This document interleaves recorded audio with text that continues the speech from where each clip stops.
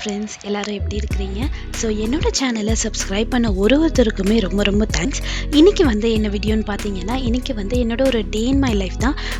February 1st அன்றைக்கி பார்த்தீங்கன்னா என்னோட வெட்டிங் ஆனிவர்சரி. ஸோ என்னோட வெட்டிங் ஆனிவர்சரிக்கு முன்னாடி நாள் நான் என்னென்னலாம் ப்ரிப்பரேஷன் பண்ணியிருந்தேன் அப்படின்றது தான் இந்த வீடியோவில் நான் உங்கள் கூட ஷேர் பண்ண போகிறேன். இந்த வீடியோ நான் டியூஸ்டே அன்றைக்கி தான் எடுத்தேன். ஸோ காலையில் எழுந்தோடனே பார்த்தீங்கன்னா காஃபி எல்லாமே குடிச்சிட்டதுக்கப்புறம் நான் உடனே பிரேக்ஃபாஸ்ட் பண்ண ஸ்டார்ட் பண்ணிட்டேன். ஏன்னா இன்றைக்கி அந்த ப்ரிப்ரேஷன் வேலையெல்லாம் நிறைய இருக்கிறதுனால ஃபஸ்ட்டு பிரேக்ஃபாஸ்ட்டு, லஞ்சு, டின்னர் எல்லாமே ஒன்றா பண்ணி முடிச்சுட்டா நம்மளுக்கு வேலை அடுத்தடுத்து சீக்கிரமாக நடக்கும்ல. அதனால் இன்றைக்கி பிரேக்ஃபாஸ்ட் ரொம்ப ரொம்ப சிம்பிளாக ராகி கஞ்சி தான் பண்ணியிருந்தேன். கஞ்சியெல்லாம் குடிச்சு முடிச்சிட்டதுக்கப்புறம் ஈன் குட்டிக்கு மட்டும் நான் உளுந்து கஞ்சி தான் நான் பண்ணியிருந்தேன். நீங்கள் ஃபர்ஸ்டே பார்த்துருப்பீங்க. அதுதான் அவனுக்கு இந்த உளுந்து கஞ்சி ரொம்பவே பிடிக்கும். வாரத்துக்கு ஒரு தடவை இல்லைன்னா ட்வைஸ் இந்த மாதிரி நான் உளுந்து கஞ்சி அவனுக்கு கண்டிப்பாக நான் கொடுத்துருவேன்.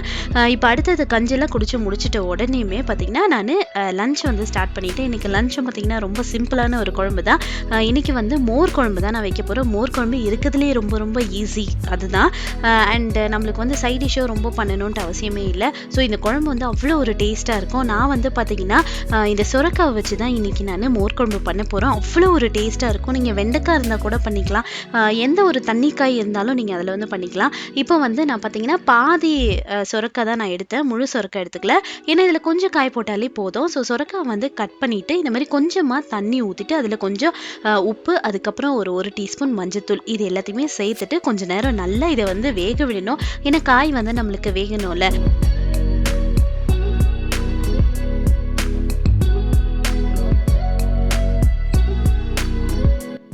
ஒரு 5 நிமிஷம் இந்த காயை வேக வச்சா போதும். ரொம்ப சீக்கிரமாக வெந்துடும். இப்போ அது வேகத்துக்குள்ளே நான் பார்த்தீங்கன்னா ஒரு பேஸ்ட் அரைச்சிடுறேன். அதுக்கு 2 தேங்காய் நான் எடுத்துக்கிறேன். அடுத்தது ஒரு சின்ன சைஸ் வெங்காயம். உங்ககிட்ட சின்ன வெங்காயம் இருந்ததுன்னா நீங்கள் ஒரு 2 சின்ன வெங்காயம் போடுங்க. பட் என்கிட்ட இப்போ சின்ன வெங்காயம் இல்லாததுனால நான் இருக்கிறதுலே சின்ன ஸ்மால் சைஸ் வெங்காயம் நான் எடுத்துருக்கிறேன். அப்புறம் ஒரு துண்டு இஞ்சி, 2 பச்சை மிளகாய், அதுக்கப்புறம் ஒரு டீஸ்பூன் சீரகம், இது எல்லாத்தையுமே சேர்த்து நீங்கள் தண்ணி விட்டு கூட நீங்கள் அரைச்சிக்கலாம். நல்ல ஒரு பேஸ்ட்டாக அரைக்கணும். இப்போ பாருங்கள், 5 நிமிஷம் கழித்து பார்த்தா இந்த காய் ரொம்ப ரொம்ப நல்லா சாஃப்டாக வெந்துடுச்சு. ஸோ இந்த ஸ்டேஜில் நம்ம அரைச்சிருந்தோம்ல இந்த தேங்காய் விழுது, அதை இதில் நம்ம சேர்த்துக்கிறோம். சேர்த்துட்டு இதை ஒரு கொதி வர அளவுக்கு நம்ம இதை குக் பண்ணோம். ஒரு கொதி வந்தால் போதும். ரொம்ப ஏன்னா தேங்காய் போட்டுட்டதுக்கப்புறம் நம்ம ரொம்ப கொதிக்க விடக்கூடாது. ஸோ ஒரே ஒரு கொதி வந்துட்டதுக்கப்புறம் நீங்கள் ஸ்டவ்வை ஆஃப் பண்ணிடலாம்.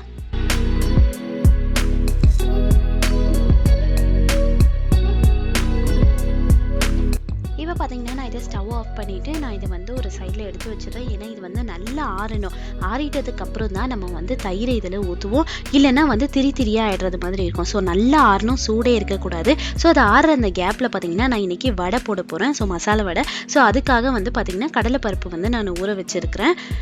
இப்போ பார்த்தீங்கன்னா இது கொஞ்சம் ஆறிக்கிட்டே இருக்குது. இந்த தயிர் பார்த்தீங்கன்னா நான் வீட்டில் நேற்று நைட்டே உர ஊற்றி வச்சுருந்தேன். ஸோ எந்த அளவுக்கு நல்ல திக்கான தயிர் வந்திருக்குது பாருங்கள். இது என்ன பண்ணுவேன் அப்படின்னு பார்த்தீங்கன்னா நான் தண்ணி ஊற்றாத பாலில் தான் நான் உர ஊற்றி வைப்பேன். ஸோ அப்போ தான் இந்த அளவுக்கு நம்மளுக்கு திக்னஸ் கிடைக்கும். இப்போ பாருங்கள், இது நல்லா ஆறிட்டதுக்கு அப்புறமேட்டு தான் நான் தயிரை நல்லா கடைஞ்சிடுங்க. கட்டி கட்டியாக இருக்கக்கூடாது. நல்லா கடைஞ்சிட்டதுக்கு அப்புறமேட்டு நான் இதில் ஊற்றிடுறேன். ஊற்றிட்டதுக்கப்புறம் நீங்கள் ஸ்டவ்வெல்லாம் ஆனே பண்ணக்கூடாது. திரியாக ஆகிடும். அப்படியே நீங்கள் கலந்துடணும். அவ்வளோதான். நம்ம குழம்பே முடிஞ்சிருச்சு. இதுக்கப்புறம் நம்ம தாளித்து மட்டும்தான் நம்ம ஊற்றுவோம். மறந்தும் கூட நீங்கள் அடுப்பு ஆனில் வச்சிடாதீங்க. அண்ட் சூடாக இருக்கும் போது இந்த தயிரை ஊற்றிடாதீங்க. ஏன்னா நம்மளுக்கு அங்கங்கே திரி ஆகிடும். ஸோ இப்போ பார்த்தீங்கன்னா நான் தாளித்து இதில் நான் ஊற்றிட்டு போகிறேன்.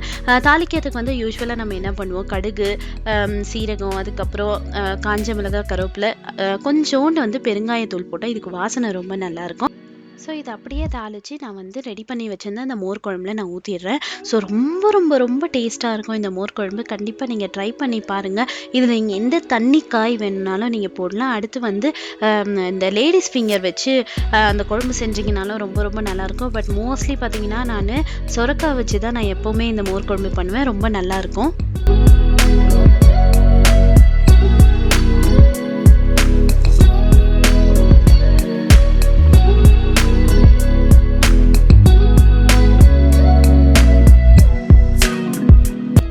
பார்த்தீங்கன்னா மோர் குழம்பு ரெடி ஆயிடுச்சு. இந்த மோர் குழம்பு வைக்கிறது ரொம்ப ரொம்ப ஈஸி. ஒரு 10 மினிட்ஸ் தான் நம்மளுக்கு.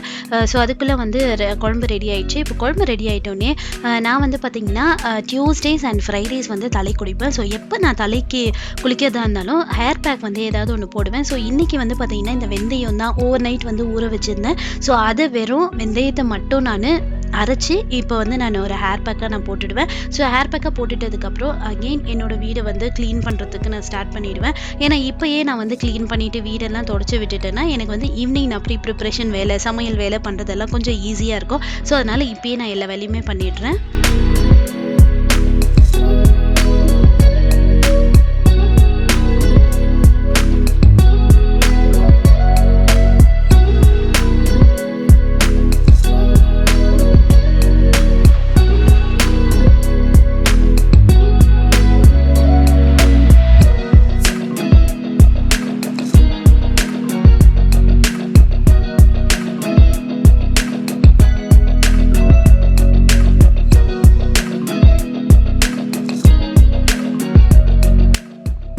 வீடெல்லாம் க்ளீன் பண்ணி தொடச்சி கூட்டி முடிச்சிட்டதுக்கப்புறம் பார்த்தீங்கன்னா நானும் போய் குளிச்சுட்டு வந்துடுவேன். இந்த வெந்தயம் ரொம்ப நேரம் ஊறக்கூடாது. ஒரு 1/2 hour to 45 minutes நீங்கள் ஊற வச்சிங்கன்னா போதும். இல்லைன்னா எனக்கு ரொம்ப தலைவலி வந்துடும். ஸோ அதனால் நான் போய் அடுத்தது குளிச்சுட்டு வந்துட்டு வீட்டில் பார்த்தீங்கன்னா குழம்பு மிளகாய் தூள் வந்து சுத்தமாக காலி ஆயிடுச்சு. கொஞ்சம் கூட இல்லவே இல்லை. சரி நாளைக்கு வந்து நம்ம ப்ரிப்பேர் பண்ணுறதுக்கு சமையல்லாம் பண்ணுறதுக்கு பார்த்தீங்கன்னா குழம்பு மிளகாத்தூளே இல்லை. சரி அதை இப்போ பண்ணிடலாம் அப்படின்ட்டு நான் குளிச்சுட்டு வந்துட்டதுக்கப்புறம் நான் வந்து இந்த வேலையை ஸ்டார்ட் பண்ணிட்டேன். இந்த குழம்பு மிளகாத்தூள் பண்ணுறது பார்த்தீங்கன்னா ரொம்ப ஈஸி. இப்போ பார்த்தீங்கன்னா ஃபஸ்ட்டு நான் 1 கிலோ மிளகாய் 1 கிலோ தனியா நான் வாங்கியிருக்கிறேன். அதுக்கு வந்து பார்த்தீங்கன்னா 100 கிராம் பெப்பரு, 100 கிராம் சீரகம், அதுக்கப்புறம் மற்ற எல்லாமே 50 கிராம் தான். சோம்பு 50 கிராம், கடுகு 50 கிராம், வெந்தயம் 50 கிராம், இந்த மாதிரி மற்ற எல்லாமே வெறும் 100 கிராம் வந்து பெப்பரும் சீரகமும் மட்டும்தான் 100 கிராம். மற்ற எல்லாமே வந்து 50 கிராம் தான் நான் எடுத்துருக்கிறேன். ஸோ இப்போ இது எல்லாத்தையுமே நம்ம வந்து வறுத்துடணும். லைட்டாக வறுத்துட்டு போட்டால் தான் நம்மளுக்கு வந்து ரொம்ப நாள் கெடாமையும் இருக்கும், நல்ல வாசனையாகவும் இருக்கும். இப்போ இந்த குட்டி இன்க்ரீடியன்ஸ் எல்லாம் வந்து வறுத்துட்டதுக்கப்புறம் நான் வந்து பார்த்திங்கன்னா கடலைப்பருப்பு வந்து நம்ம ஒரு கைப்பிடி அளவுக்கு நான் வந்து கடலைப்பருப்பு அதையும் வந்து ஃப்ரை பண்ணிட்டு நான் தட்டில் எடுத்து வச்சுக்கிறேன். அடுத்தது இந்த கிளாஸ் அளவுக்கு நான் பச்சரிசி, ஒரு ஃபுல் கிளாஸ் அளவுக்கு நான் வந்து பச்சரிசி எடுத்துக்கிறேன். பச்சரிசியும் லைட்டாக வதக்கினாலே போதும். வறுத்துட்டு நான் இந்த பிளேட்டில் இது பண்ணிடுறேன். ஸோ அடுத்ததாக இது ரொம்ப ரொம்ப முக்கியம், இந்த கருவேப்பிலை 2 கைப்பிடி அளவுக்கு கருவேப்பிலை வந்து நான் போடுறேன். கருவேப்பிலை போடும்போது நம்ம குழம்பு வந்து அந்தளவுக்கு சூப்பர் டேஸ்ட்டாக இருக்கும். ஸோ 2 கைப்பிடி அளவுக்கு நான் கருவேப்பிலை சேர்த்துக்கிறேன். உங்ககிட்ட வந்து காஞ்ச கருவேப்பிலை இருந்தாலும் நீங்கள் அதையும் ஆட் பண்ணிக்கலாம். பட் என்கிட்ட காஞ்ச கருவேப்பிலை இல்லை, அதனால் நான் வந்து கடையில் போட்டு இதை வறுத்துக்கிறேன். ஸோ வறுக்கும் போது பார்த்தீங்கன்னா நல்லாவே வந்து காஞ்சிடும். இப்போ வந்து நொறுக்கி காட்டுறேன் பாருங்கள். ஸோ ரொம்ப சூப்பராக வந்து நல்லா காஞ்சிடும். இந்த மாதிரி நீங்கள் வந்து கருவேப்பிலை போடும்போது பார்த்தீங்கன்னா நம்ம தூளே நல்ல ஒரு வாசனையாக இருக்கும். இப்போ இந்த பிளேட்டில் போட்டு வச்சுருந்தேன்னா அது எல்லாமே நல்லா காயணும், சூடாக இருக்கக்கூடாது. நல்லா காஞ்சிட்ட பிறகு நான் வந்து எல்லாத்தையுமே கலந்துட்ட பிறகு ஒரு 50 கிராம் மட்டும் கொம்பு மஞ்சத்தூள் இதில் நான் சேர்த்துக்கிறேன். இப்போ பார்த்தீங்கன்னா நான் ஒரு கிலோ மிளகாய், அதுக்கப்புறம் 1 கிலோ தனியா தானே நான் எடுத்துருக்கிறேன். இந்த 1 கிலோ மிளகாவும் நான் போட மாட்டேன். நான் என்ன பண்ணுவேன்னு பார்த்தீங்கன்னா இந்த குட்டி பேஸ்கெட் இருக்குதுல்ல, இதில் வந்து கொஞ்சமாக நான் எடுத்து வச்சிருவேன். ஃபுல்லாக மிளகா வந்து இதில் நான் எடுத்து வச்சிருவேன். ஏன்னா இந்த மிளகா பார்த்தீங்கன்னா நல்ல காரமும் இருக்கும், கலரும் இருக்கும். ஸோ நான் வந்து கொஞ்சோண்டு இந்த பேஸ்கெட்டில் எடுத்து வச்சுட்டேன்னா எனக்கு வந்து கொஞ்சம் காரம் வந்து ஈக்குவலாக இருக்கிறது மாதிரி இருக்கும். நான் ஃபுல்லாகவே போட்டேன்னா ரொம்ப தூள் வந்து காரம் ஆகிடும். இந்த பேஸ்கெட்டில் நான் கொஞ்சம் எடுத்து வைக்கிறதுனால பார்த்தீங்கன்னா இதை நான் வந்து சட்னிக்கு யூஸ் பண்ணிப்பேன். அப்புறம் தாளிக்கும் போது மிளகா வேணும்ல, அதுக்கும் நான் யூஸ் பண்ணிப்பேன். ஸோ இந்த மாதிரி எடுத்து வைக்கிறதுனால நம்மளுக்கு வந்து தனியாக நம்ம மிளகா வாங்கணும்ன்ட்டு அவசியமே இருக்காது. இப்போ என் ஹஸ்பண்ட் கிட்ட கொடுத்து அதை வந்து அரைச்சிட்டும் வர சொல்லிடுவேன். ஸோ அதை வந்து அவங்க அரைக்க போகிறதுக்குள்ளே நான் வந்து பார்த்திங்கன்னா வடை வந்து தட்டிடுறேன். நான் சூப்பராக இருந்தது வடை. இந்த மோர் குழம்புக்கு வந்து பார்த்திங்கன்னா இந்த மசால் வடை காம்பினேஷன் சூப்பராக இருக்கும், நீங்கள் சாப்பிட்டு பாருங்கள். ஸோ நல்லா வந்து கிறிஸ்பியாக வடையும் வந்து ரெடி ஆகிடுச்சு. எனக்கு வந்து பார்த்திங்கன்னா இந்த மோர் குழம்பு செஞ்சனாலே வடை வந்து இதில் ஊற வச்சு சாப்பிட்டா தான் அவ்வளோ பிடிக்கும். பட் என்னோடய ஹஸ்பண்ட்க்கு வந்து இந்த மாதிரி ஊற வச்சு சாப்பிட்டா அவருக்கு பிடிக்காது. ஸோ அதனால் எனக்கும் அங்கிளுக்கும் மட்டும் நான் ஒரு 3 வடை மட்டும் நான் இதில் வந்து போட்டுடுறேன். ஹஸ்பண்ட்க்கு வந்து பார்த்திங்கன்னா இந்த கிறிஸ்பியாக சாப்பிட்றது தான் அவருக்கு ரொம்பவே பிடிக்கும்.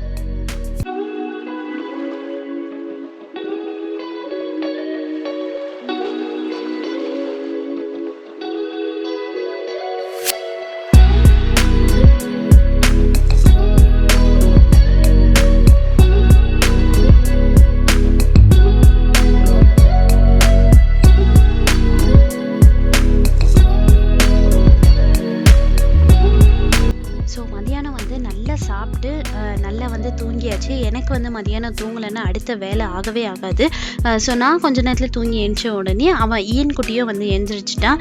ஈயன் குட்டி எழுந்திரிச்ச உடனே பார்த்தீங்கன்னா ஒரு 1/2 hour இப்படியே தான் ஓட்டிகிட்ருப்பான். அவனையே வச்சுட்டு இருக்கணும், அழுவான். ஸோ இந்த மாதிரியே அவன் பண்ணிகிட்ருப்பான். அதுக்கப்புறம் தான் கொஞ்சம் நேரம் அப்படியே டிவி பார்க்கறது, விளையாடுறது அப்படின்ட்டு இருப்பானே.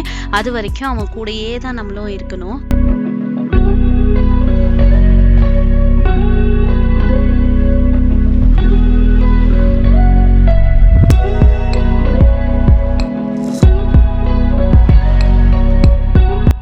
ஸோ காலையிலேயே பார்த்தீங்கன்னா நான் துணி வந்து துவைச்சி போட்டிருந்தேன். ஸோ அது வந்து நல்லா காஞ்சிட்டோன்னே இப்போ எடுத்துகிட்டு வந்திருக்கிறேன்.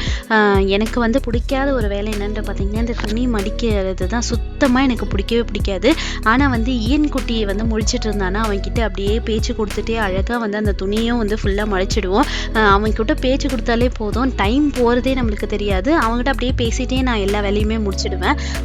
ஏன் குட்டி வந்து பார்த்தீங்கன்னா நான் உட்காந்தாலே போதும், அவங்க வீட்டில் இருக்கிற எல்லா பொம்மையுமே எடுத்துகிட்டு வந்துட்டு இதை கொஞ்சுங்க அப்படின்னு சொல்லிட்டு இருப்பான். நானும் வந்து அவன் சொல்கிறதெல்லாம் செஞ்சுக்கிட்டே துணியும் வந்து ஒரு பக்கம் மடித்து முடிச்சிட்டேன்.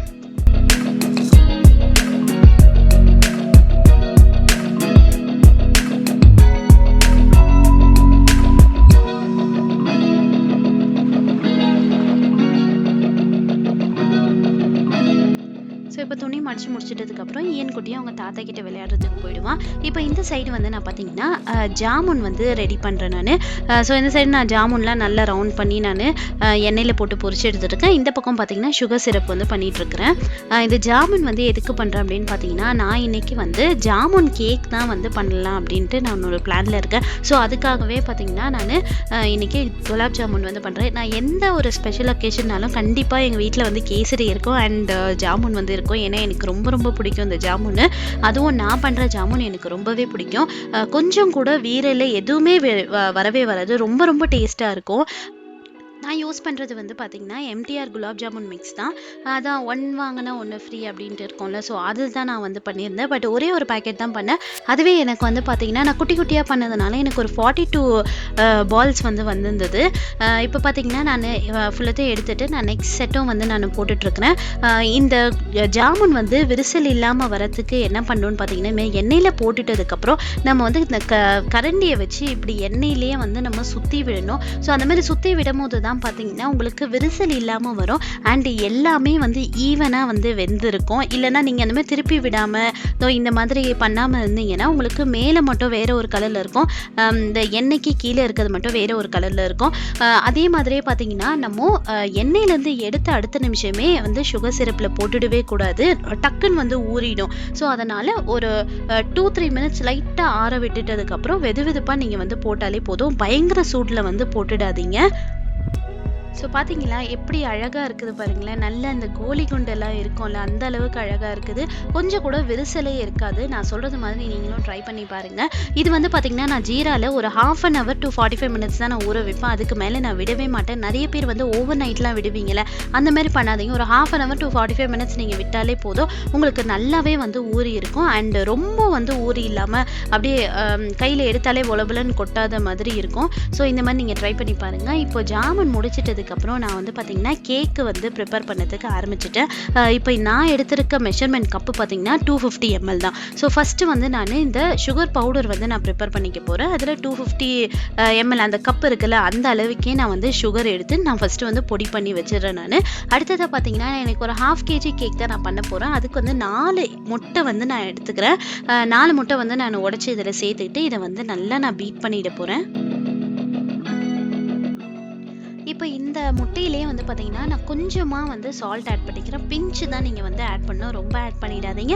கொஞ்சமாக தான் நீங்கள் ஆட் பண்ணணும், ஒரே ஒரு பிஞ்ச் மட்டும் ஆட் பண்ணுங்கள். ஸோ இப்போ வந்து நான் எக்கை வந்து நல்லா பீட் பண்ணிகிட்டு இருக்கிறேன். இது வந்து நல்லா ரைஸ் ஆகணும். ஸோ நல்லா ரைஸ் ஆகிட்டதுக்கப்புறம் பார்த்தீங்கன்னா நான் வந்து வெண்ணிலா எசன்ஸ் வந்து இதில் நான் ஒரு டீஸ்பூன் ஆட் பண்ணாலே போதும். அடுத்தது பார்த்தீங்கன்னா இதில் வந்து ஒரு 4 டீஸ்பூன் எண்ணெய் வந்து நீங்கள் ஊற்றிக்கோங்க. ரீஃபைண்ட் ஆயில் இருந்தால் கூட ஓகே தான். அப்படி டீஸ்பூன் இல்லைன்னா நீங்கள் ஒரு குழிக்கரண்டி இருக்குதுல்ல, அந்த ஒரு குழிக்கரண்டி எண்ணெய் வந்து நீங்கள் ஊற்றிக்கோங்க. இதெல்லாம் போட்டுட்டு நான் திரும்பி பீட் பண்ண ஆரம்பிச்சுட்டேன். இதுலேயே பார்த்தீங்கன்னா நான் அந்த 250 கிராம் சுகர் வந்து நான் அரைச்சி வச்சிருந்தேன்ல, அதையும் இதிலேயே சேர்த்துட்டு நான் நல்லா பீட் பண்ணிட்டேன். எனக்கு வந்து பார்த்தீங்கன்னா அந்த பவுல் பத்தல, அதனால வேற ஒரு கிண்ணத்தில் வந்து நான் மாற்றிக்கிட்டு அதில் வந்து கொஞ்சம் கொஞ்சமாக நம்ம வந்து மைதாவும் நான் என்ன மெஷர்மெண்ட் எடுத்தேன்னு பார்த்தீங்கன்னா அந்த மெஷர்மெண்ட் கப்பு 250 ml மெஷர்மெண்ட் கப்லேயே தான் ஃபுல்லாக வந்து ஒரே ஒரு கப்பு மைதா எடுத்துக்கிட்டு நான் கொஞ்சம் கொஞ்சமாக இதில் சேர்த்துட்டு இந்த மாதிரி நல்லா நம்ம மிக்ஸ் பண்ணி விடணும். ஸோ பாருங்கள், கேக் வந்து இந்த கன்சிஸ்டன்சியில் தான் இருக்கணும். ரொம்ப ரொம்ப சாஃப்டாக சூப்பராக ஃப்ளஃபியாக வரும். அவனை வந்து நான் ஃபஸ்ட்டே ப்ரீ ஹீட் பண்ணிவிட்டேன். ஒரு 180 டிகிரி வச்சுட்டு 10 மினிட்ஸ் மட்டும் வச்சு நான் ப்ரீ ஹீட் பண்ணிவிட்டேன். அடுத்ததாக பார்த்தீங்கன்னா இப்போது கேக் வச்சுட்டதுக்கப்புறம் 170 டிகிரி 35 மினிட்ஸ் வந்து நான் வச்சுருக்கிறேன். ஸோ இந்த கேக் வந்து ப்ரிப்பேர் ஆகிறதுக்குள்ளே நான் வந்து நம்ம பேக் பண்ணோம்ல அந்த ஐட்டம்ஸ், இந்த சாமான் எல்லாத்தையுமே வந்து நம்ம க்ளீன் பண்ணி வச்சுட்டோன்னா நம்மளுக்கு வந்து வீடு பார்க்க ரொம்ப மெஸ்ஸியாக இல்லாமல் இருக்கும். ஸோ அதனால் கையோடவே நான் இந்த பேக் பண்ண ஐட்டம்ஸ் எல்லாத்தையுமே வந்து நான் வாஷ் பண்ணி வச்சுறேன்.